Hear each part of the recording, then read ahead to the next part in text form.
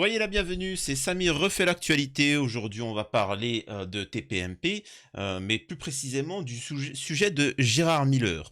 Gérard Miller, qui est un psy et qui est juif, ça a son importance. Il est de confession, alors il n'est pas de confession parce que je ne sais pas s'il est pratiquant, mais bon, il est juif. Donc voilà, vous allez voir l'importance de ce détail-là. Et donc, TPMP, la dissidence, tout le monde lui tombe dessus pour des accusations de viol. Et ça me fait penser à Sébastien Coé. Donc on va revenir sur ce sujet-là. Ne partez pas, je vous assure que ça va être très intéressant.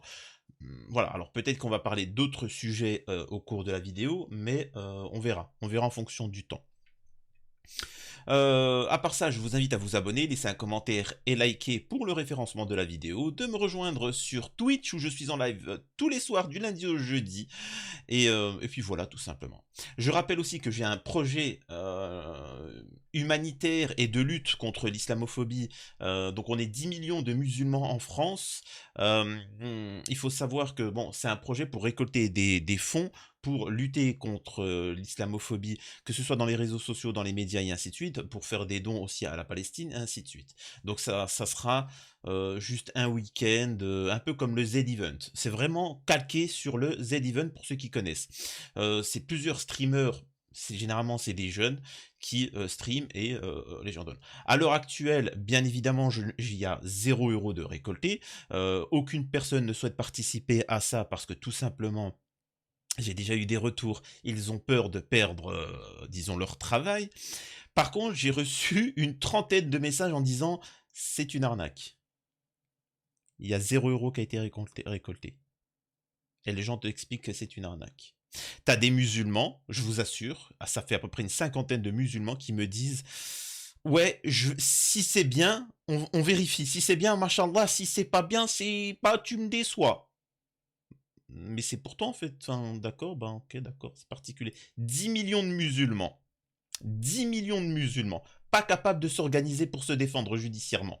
10 millions de musulmans, ils sont pas capables de donner 1 € pour se défendre.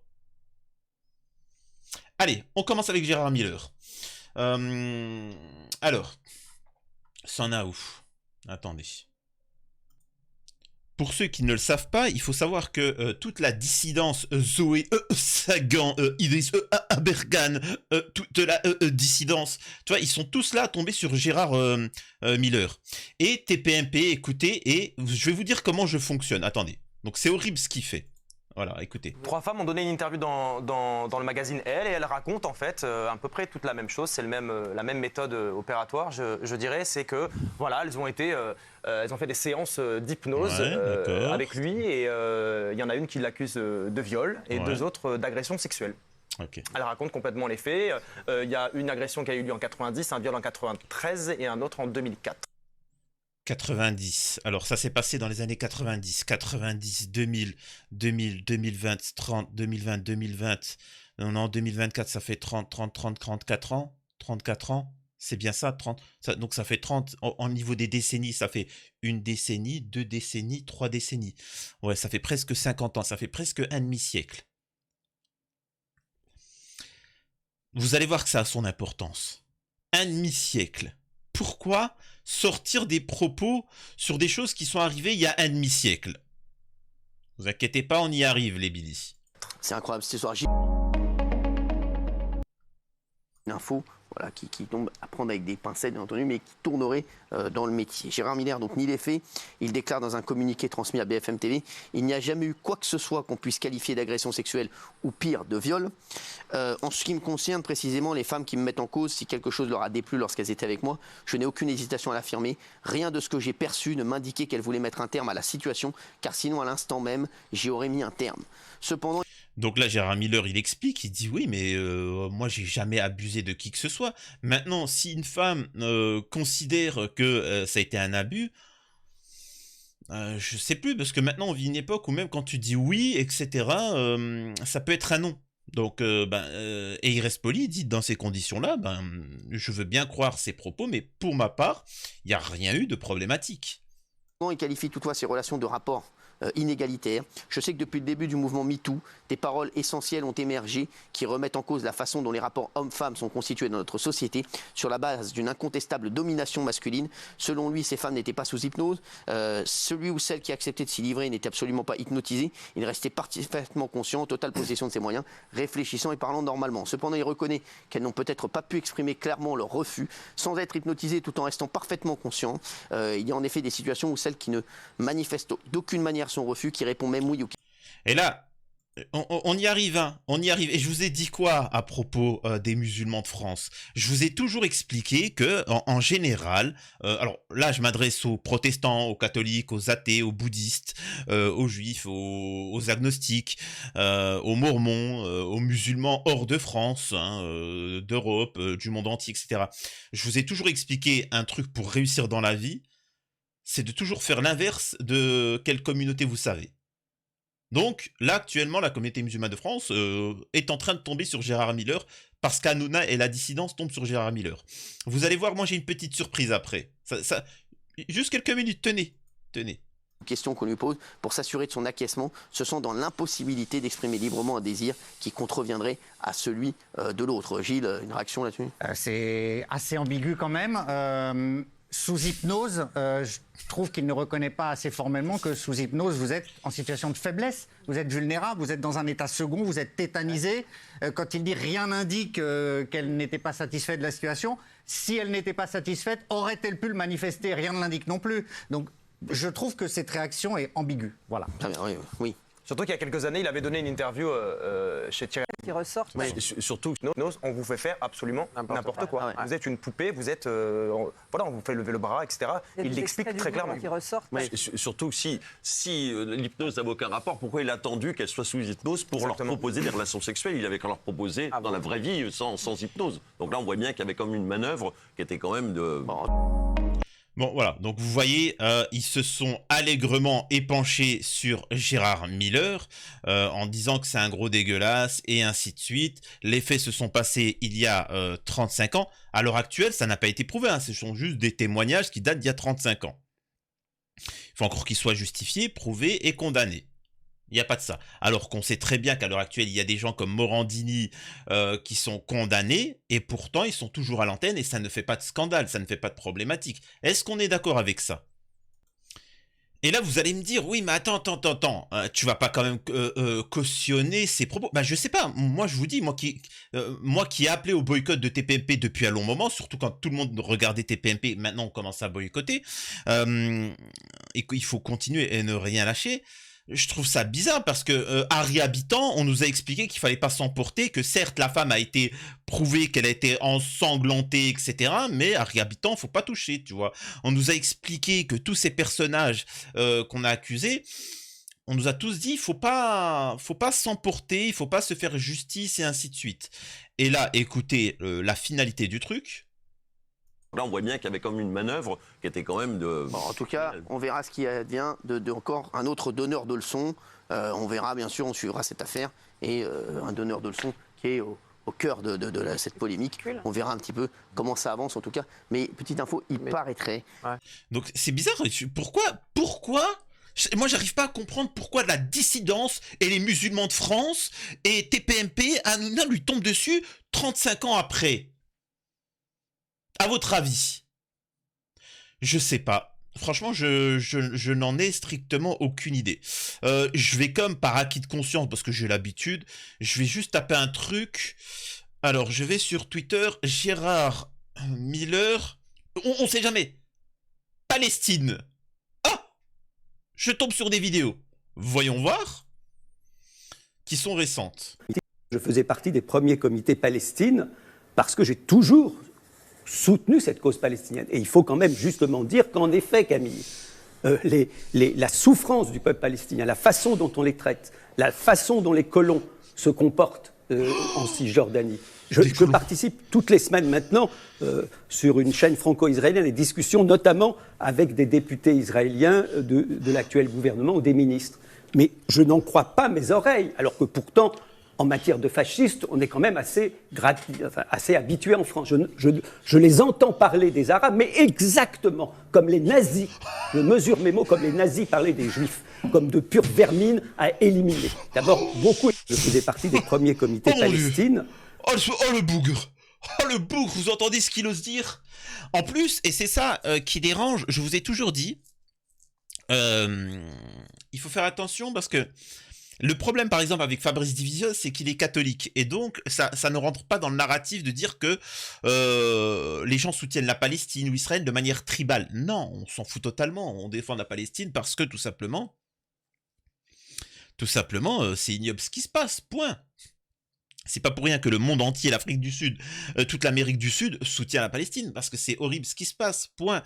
Et là, Gérard Miller, il t'explique bien, en tant que juif, je trouve ça ignoble ce qui est en train de se passer, point. Comme il y a de nombreux juifs en Israël qui dénoncent ce qui se passe. Et d'ailleurs, ça sera l'occasion de parler dans une prochaine vidéo, de vous montrer que la télé israélienne, c'est antisémite. Je vous assure que c'est vrai ce que je vous dis. Ça, les gens rient, mais malheureusement c'est vrai. C'est-à-dire qu'en Israël, la télé elle est antisémite. En France, elle est... Donc vous comprenez pourquoi Coé pose problème. Encore une fois, il n'y a rien, il n'y a aucune preuve. Gérard Miller, il n'y a aucune preuve. C'est juste du blabla. Là où il y en a d'autres, où il y a des preuves, ou même ils sont condamnés, mais avec du sursis, et bizarrement, on les encense. Polanski, il est bien, machin. Là, vous voyez bien donneur de leçons. Mais donneur de leçons, il a jamais critiqué TPMP. Il a juste pas... C'est de ça que tu parles. C'est juste exceptionnel. Donc voilà. Allez, on va quand même laisser une seconde chance, parce que les musulmans de France, là, ils sont à bloc. Hein. Alors, je peux vous assurer que là, au moment où je fais la vidéo, c'est après-demain, ça va être le Jumu'ah, ça va être le vendredi. Je peux vous dire que tous les imams de France vont parler de Gérard Miller, en disant que c'est ignoble ce qu'il dit. Donc, on va lui laisser une deuxième chance, à Gérard Miller de se rattraper. Écoutons ce qu'il va dire. Je suis juste en train de dire que c'est assez insupportable qu'on traite d'antisémite automatiquement toute voix, aussi mesurée soit-elle, qui essaye d'attirer l'attention, c'est le moins qu'on puisse faire en France, sur la situation des Palestiniens. Donc je vous dis que Israël ne doit pas être maltraité par principe, bien évidemment, mais qu'en même temps ne traitez pas d'antisémite toute personne qui, comme moi je parle de ma position, essaye de vous dire, je suis indigné en tant que Français, en tant que Juif, en tant qu'homme de gauche, de ce qu'on fait subir aux Palestiniens. Merde alors, c'est quand même pas formidable qu'à chaque fois on dise, il y a de l'antisémitisme derrière cette remarque. En quoi est-elle antisémite? Elle vise simplement à dire que les Palestiniens ne peuvent pas être traités comme ils le sont, c'est tout. Et il le fait, et c'est pour ça qu'il dérange, parce qu'il parle en tant que Juif. Il parle en tant que Juif.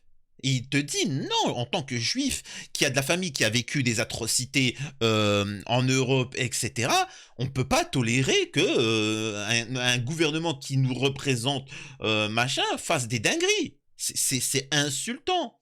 Donc vous comprenez pourquoi il dérange et pourquoi ils doivent faire taire toutes les positions. C'est aussi simple que ça. Et là, encore une fois, on parle de sujets qui datent d'il y a 35 ans. D'il y a 35 ans.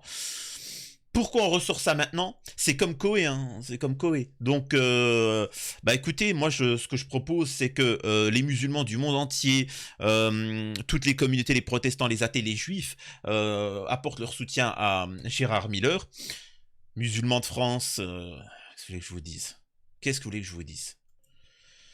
Donc voilà le deux poids, deux mesures, hein, c'est comme ça, il faut être prêt, hein, il faut être prêt du moment où tu appelles à la paix, hein, tu appelles à un cessez-le-feu à Gaza, ben sache qu'on essaiera de te faire taire. Sur TPMP, ils vont parler du dernier propos de Macron, 50 milliards d'euros, on ne peut pas donner encore, c'est ce que dit Gilles Verdez. En pleine crise, Emmanuel Macron appelle à accélérer l'aide à l'Ukraine. Donc, ils vont s'exprimer, certains ils vont dire non, c'est pas bien, etc., ainsi de suite. Géraldine Maillet va expliquer qu'il faut soutenir jusqu'au bout. On ne peut pas ne pas donner, c'est le peuple, quoi. Il en va de l'Ukraine risque de disparaître. Et moi, j'aurais aimé qu'elle dise la même chose avec la Palestine, tu vois. J'aurais aimé qu'elle dise la même chose avec la Palestine, c'est-à-dire que le peuple palestinien ne peut pas disparaître, tu vois. J'aurais aimé qu'elle dise la même chose. Mais j'aurais aimé juste qu'ils abordent le sujet. Mais pourquoi ils n'abordent pas le sujet? par tribalisme. C'est aussi simple que ça. Alors que là, on assiste à un génocide. C'est une guerre. Hein. Alors, il faut bien comprendre que Russie-Ukraine, c'est une guerre. En Palestine, c'est un génocide. C'est tout. Hein. Il n'y a pas à tergiverser derrière. Et il faut comprendre pourquoi aussi sur TPMP, Mélenchon est autant attaqué. Et ça me fait rire, ça me fait penser à Fabrice Divisios qui dit dans ses messages sur Twitter, pour ceux qui n'ont pas Twitter, tant mieux. Twitter, c'est vraiment un truc nauséabond. Hein. Franchement, je vous invite à ne pas avoir de réseaux sociaux, c'est nauséabond. L'avantage, c'est que tu as les informations, l'actualité très rapidement. C'est pour ça que j'y vais, hein, sinon je m'en fous totalement.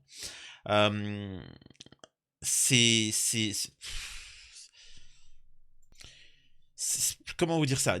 L'avocat Fabrice Divisio, qui fut un temps a été accusé d'être d'extrême droite, ensuite, maintenant il est accusé d'extrême gauche, d'être islamophobe, ensuite d'être pro-islam, maintenant d'être antisémite, en fait, tu as toutes les accusations, et ça me fait penser à moi, hein, je suis accusé de tout, tu te dis pourquoi?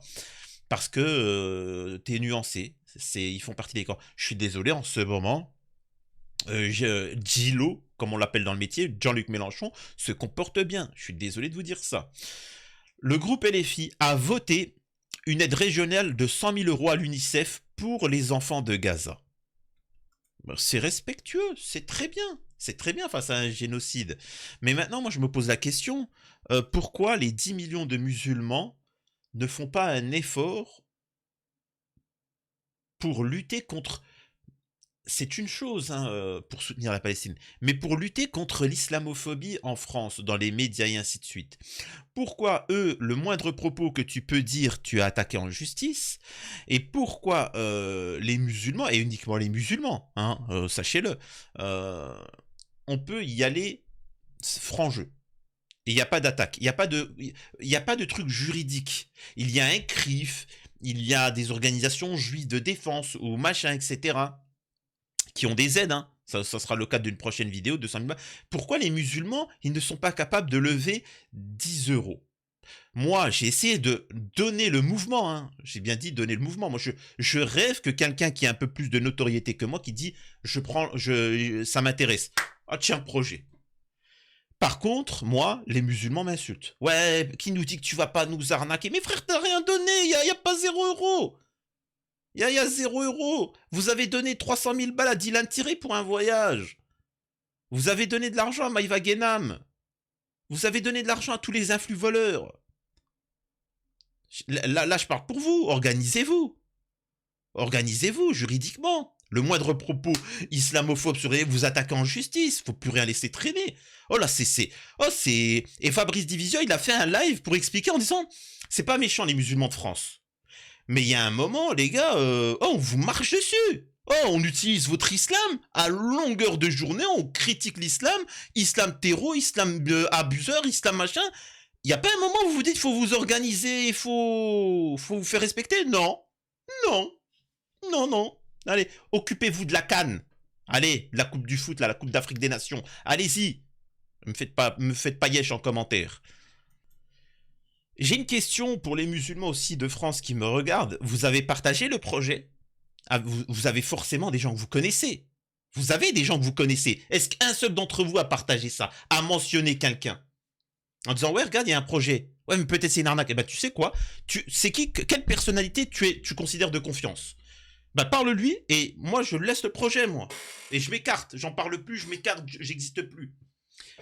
Est-ce que, là je parle, mais j'ai pas d'argent, t'as pas d'argent, mais est-ce que t'es parti voir par exemple, je sais pas, je pense Karim Zeribi, parce que je pense aux classes qu'il a eu avec Anna, est-ce que t'es venu sur le profil de Karim Zeribi, tu as tagué Karim, qu'est-ce que tu en penses de ça? Tu l'as pas fait? Ah mais j'ai pas d'argent. Ah, t'as pas d'argent.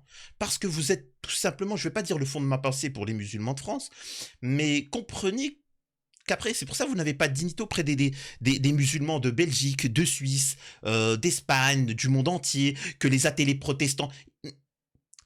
Donc moi, je m'adresse à toutes les autres communautés. N'hésitez pas à soutenir les musulmans de France, les pauvres, parce qu'ils ont besoin de soutien. Alors, ils vont vous mordre, hein. Tu sais, c'est comme un chien en danger. Tu sais, tu vas pour le sauver, il te mord. Ah, bon, tu te dis, ah, il est mort, il est con, tu vois, mais bon, je vais le sauver. C'est comme ça. Dites-moi ce que vous en pensez sur Gérard Miller et si vous trouvez qu'il y a quand même une certaine ressemblance avec l'affaire Coé ou non. Voilà, c'était juste une petite actu. Demain, normalement, je parle de l'affaire Lina. Sur l'affaire Lina, il y a 2 informations. Donc, je vais sortir une vidéo demain et peut-être après-demain l'affaire Lina. Il y a vraiment quelque chose de très louche sur l'affaire Lina. Ce sera la 2e vidéo que je posterai. Vraiment, il y a quelque chose de très grave dans cette affaire. Prenez soin de vous, c'était Samir refait l'actu.